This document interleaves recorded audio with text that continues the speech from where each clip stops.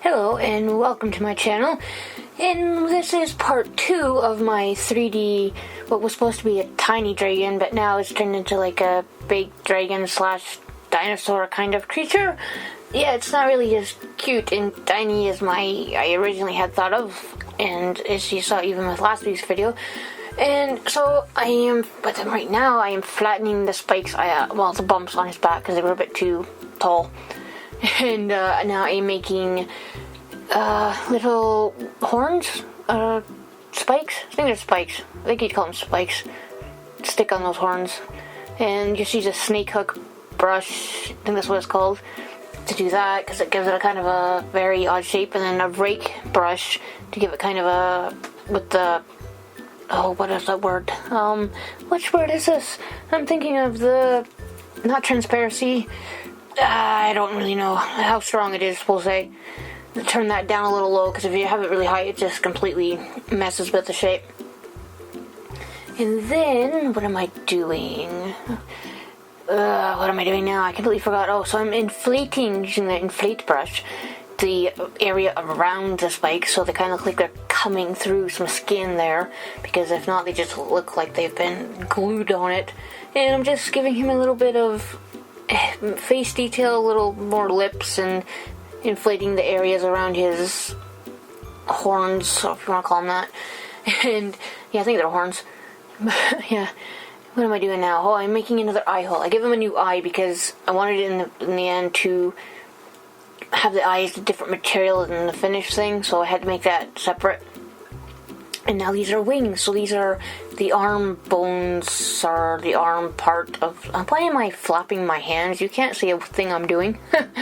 But so the wing membrane would go on here, and I'm just changing the angle because the angle was completely wrong. And it kind of works, and it kind of doesn't. They're very simple little arms. Or not arms. Well, yeah, I guess you could call them arms, really. And just make them a little longer, a little taller, a little more skinny, because they were a bit too chunky.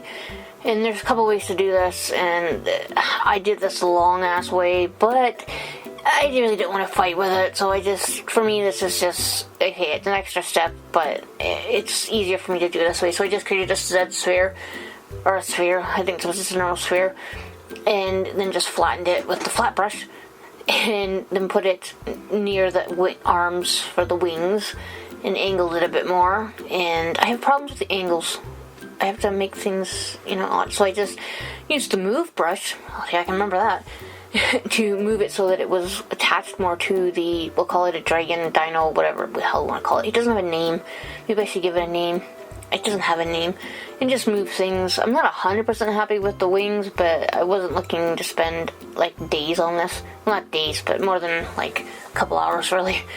Because really, if I had spent a week or two on this, it would have been a little bit better, we'll say. And it kind of looks like butterfly wing, not butterflies. I don't even know. Just like a sugar glider's wings. You know how they're just kind of open and then they're there. But so they're attached to his body, and I should have actually divided this more so it doesn't look so blocky. But in the end, you don't notice it, and it doesn't matter. That's what I'm going with. So I just mirrored what I just did with the wing membrane, whatever you want to call it. Now this is an alpha I'm trying to figure out, do I? Yeah. This is just textured alpha. It just adds a bit of texture to it. And maybe I put a bit too much texture on it. I probably did. But it looks okay when it's fully rendered. But I think I had it on too strong here. I think that's what the problem was. So next time, not as strong. Me and alphas are hit or miss, we'll say. Sometimes they work really well for me, and sometimes they don't. It just depends on what I'm doing. Really, I need to use ZBrush, whatever the hell you want to say it, more. But I've got so much to do. I really do. But what am I doing now? I added a tooth, but I didn't tape it all because I forgot to. But yeah, so hello, dog. Hello, hi. Dog moved, and this is his tooth that the tooth claw? I think it's a tooth. I'm messing with the tooth. Hello, hi. But yeah, I'll let you out. Give me a sec. I have to get up and let the dog out. But I won't stop recording this because I can't be bothered. Beep, beep. He's in the way. I can't get to the door. You ready? There you go. Now the dog is out. Let the dog out. And, so yeah, now I am putting claws? No, messing with the tooth again, making it a bit smaller. And, actually, no, I'm trying to find the right claw to touch. That's what I'm trying to do now. Completely lost your track of thought there, letting the dog out. But that's okay. Like I said, I should edit this, but I'm not gonna.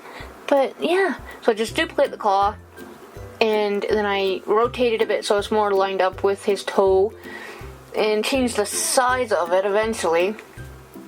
And I got the hiccups. And see, me in the rotate, it's just, I'm not really good with it. But move it slightly over a bit more. He looks really odd with any claws on his toes. It's like he's been declawed. But don't do to your animals, it's cruel and mean. But anyway, he's a dragon. He's fictional, in theory. You never know. But I'm not 100% happy with the claws. I probably should have made them each individual rather than copy and pasting them, but I was trying to save time. And sometimes it works, sometimes it doesn't.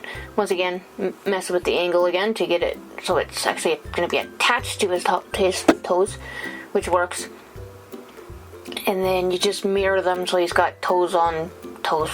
So he's got claws on both sides of his feet.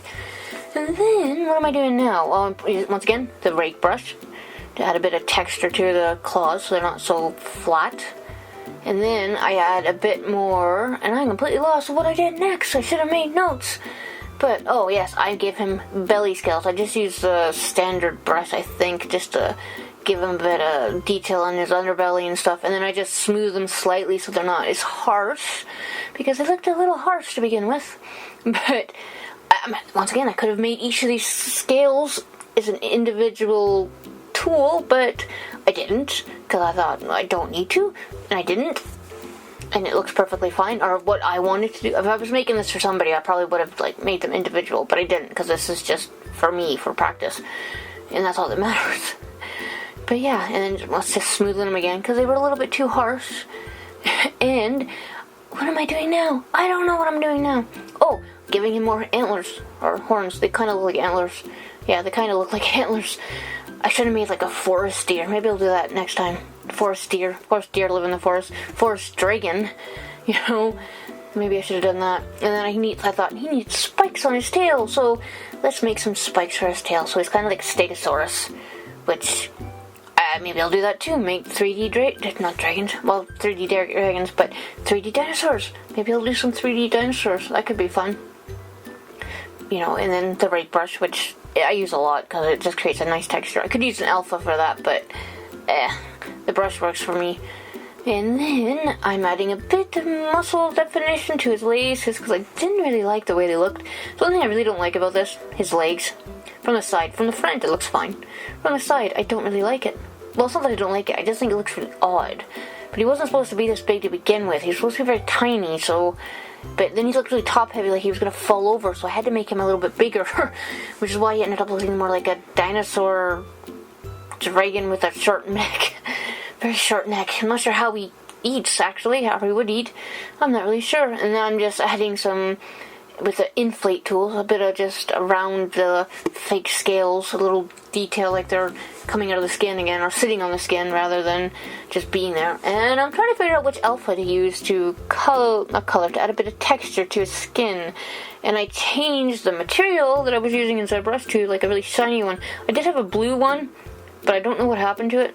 I'm not sure where it went, and I'm kind of annoyed at it that I don't have it anymore. I'll look actually on some other file and see if I still have it, because I really like the blue version of this kind of shiny one here. I really did like it. It took me forever to find it in the first place, but yes, this is it finished, and it's very shiny, and I actually like the way this is, but it doesn't render out this color, because this is what it looks like in ZBrush. And then I ended up taking it into KeyShot, which is what happens when you see it soon, and it's a different color completely. It's green like it is here, and you still see the textures and stuff. So you see the wing texture there, but you can still see the texture that's on the skin too, which kind of actually looks really cool. But, and the rest of them, I just made him green. I don't know why I made him green. Originally I was going to make him red, but I was like, nah, it looks a little bit too angry, even though angry worked. So I made him green instead. But yeah, So that is the finish of my 3D was a tiny dragon, and now he's a big dragon dino thingy, whatever you want to call it. And next video on Wednesday is going to be, actually I have no idea whatsoever is what's going to happen on Wednesday. None whatsoever. And so yeah, thank you for watching me create my dragon dinosaur thingy, which I will end up hopefully naming, maybe, I don't really know. If you have a name suggestion, let me know below. Thank you very much. Hello.